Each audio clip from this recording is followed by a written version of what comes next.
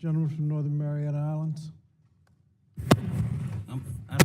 Thank you very much, Mr. Chairman, and Chairman Scott and members of the committee. Mr. Chairman, thank you very much for introducing HR 582, and I am an original co-sponsor of the Raise the Wage Act. I know that eventually in today's markup there will be an amendment to the amendment in the nature of the substitute, but it has been 10 years since most American workers saw an increase in the minimum wage to $7.25 an hour. In the meantime, the real value of that wage has decreased to $6.19 an hour. So yes, it is high time to face the reality of what it really costs working people to support themselves and their families and to act. And it is time to link the federal minimum wage to the cost of living so that working people do not again see the value of their work erode over time as they wait for Congress to act. HR 582 achieves both those goals, a realistic minimum wage and an automatic adjustment tied to the real cost of living. I said that most American workers have seen no increase in 10 years because there is an exception, workers in the Mariana Islands. Over the last 11 years in the Marianas, the federal minimum wage has doubled. The wage jumped from $3.05 an hour in 2007 to $7.25 an hour in September of last year. For those who are skeptical about the practicality of HR 582, which also doubles the minimum wage, I hold up the Marianas as an example. It can be done. It is possible. Our economy do not collapse. In fact, it grew. We have more Americans today in the workforce despite or maybe because of the increase in minimum wage. But having just doubled the minimum wage, I believe it is prudent, it is smart, it is wise to pause. And I thank my Democratic colleagues for recognizing this and including a special provision for the Marianas in this amendment in the nature of a substitute for HR 582. Having just absorbed a doubling of the minimum wage, this special provision allows the Marianas economy to take a breather for 18 months before the next increase kicks in. Again, this is a prudent and a reasonable choice, but it in no way undermines the rationale for HR 582 to begin raising the minimum wage for the rest of America's minimum wage workers who, unlike workers in the Marianas, have seen no increase at all since 2009, if in terms of federal minimum wage. I thank you, Mr. Chairman, and I yield the balance of my time. Gentleman's time has expired. Thank you, Mr. Chairman. This amendment strikes the provision in the chairman's amendment in the nature of a substitute which delays the effective date of HR 582 by 18 months for the Commonwealth of the Northern Mariana Islands. The chairman just pointed out that he would have liked to have had the amendment that was just offered earlier. We need to talk about the fact that this provision was in the amendment in the nature of a substitute, which was not included in HR 582 originally, and was not debated in the hearing. It is a surprise to us to come up. I want to say I have concerns about how this amendment ended up in the amendment in the nature of a substitute at the 11th hour. HR 582 as introduced made no mention of the Marianas or of a compliance delay. During our one hearing on this bill, not one member and none of the witnesses referred to the islands or any provision calling for a delay. To include this carve-out in a last-minute Democrat amendment is inappropriate. I believe the committee needs more information and more deliberation of this issue before this provision is considered.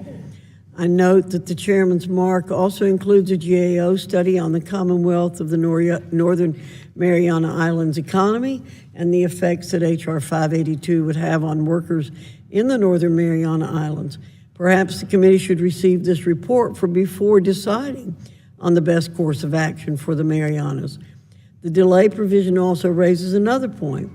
Even under H.R. 582, minimum wage increases in the Northern Mariana Islands would go up much more slowly than in the states because of separate legislation signed into law in 2007 and amended in 2015. For many years, the Northern Mariana Islands were allowed to have a lower minimum wage than the general federal standard due to its overall lower wages and compared to the United States.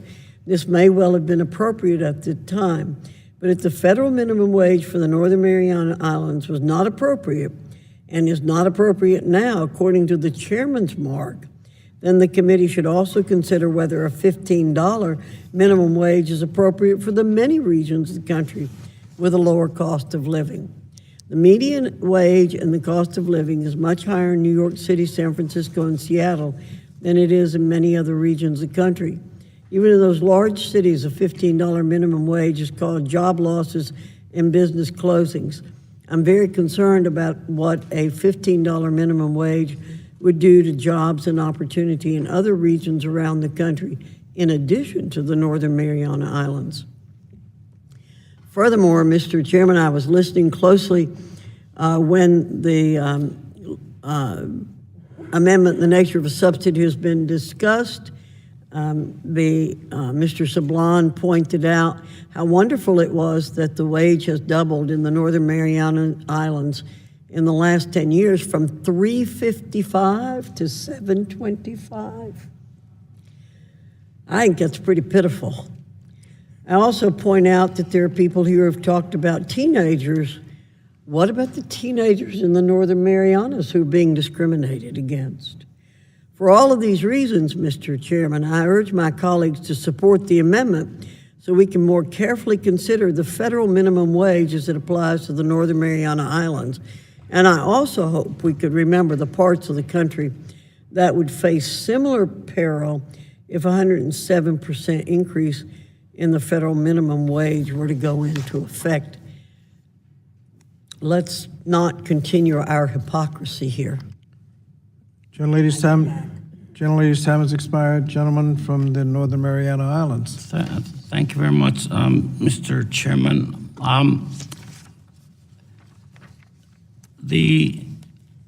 In the 110th Congress, the minimum wage was increased, and it included the Northern Mariana Islands. For the first time, the Northern Mariana Islands minimum wage was extended to the Northern Mariana Islands by federal law. At that time, the minimum wage was $3.05 an hour. It remains to this day, if you were to consider the Commonwealth wage laws, at $3.05 an hour.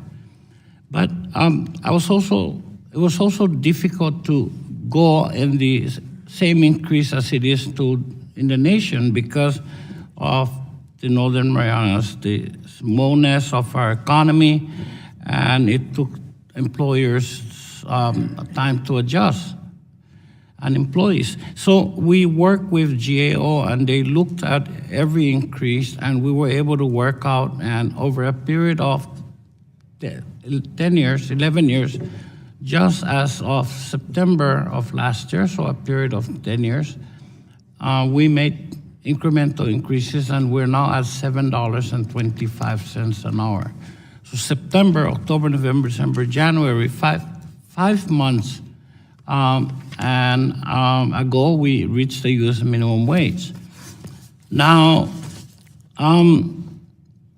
I'd like to also say that the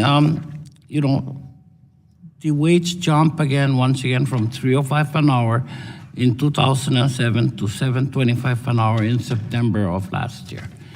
But our economy did not collapse because we were able to make these incremental steps in the raising of minimum wage. And as a matter of fact, our economy grew. We have more U.S.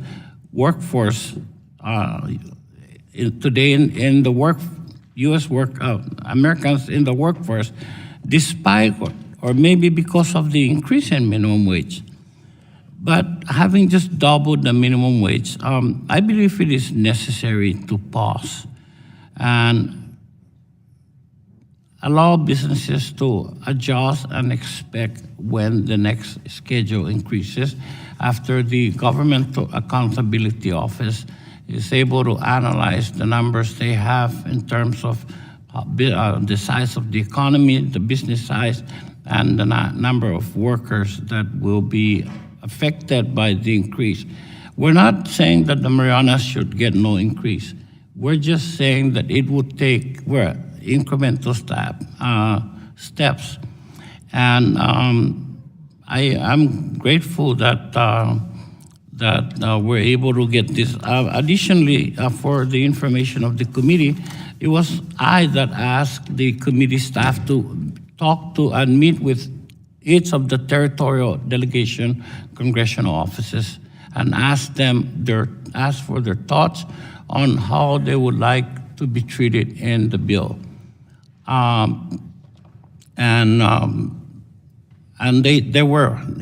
The committee staff met with each congressional office of the delegates. Finally, I'm not sure exactly what the ranking member means when she says teenagers in the Marianas are not going to be paid the federal minimum wage, because they are paid $7.25 an hour. If that's my understanding. So, Mr. Chairman, I ask for the defeat of the amendment, and I yield back to my time. Gentleman yields back.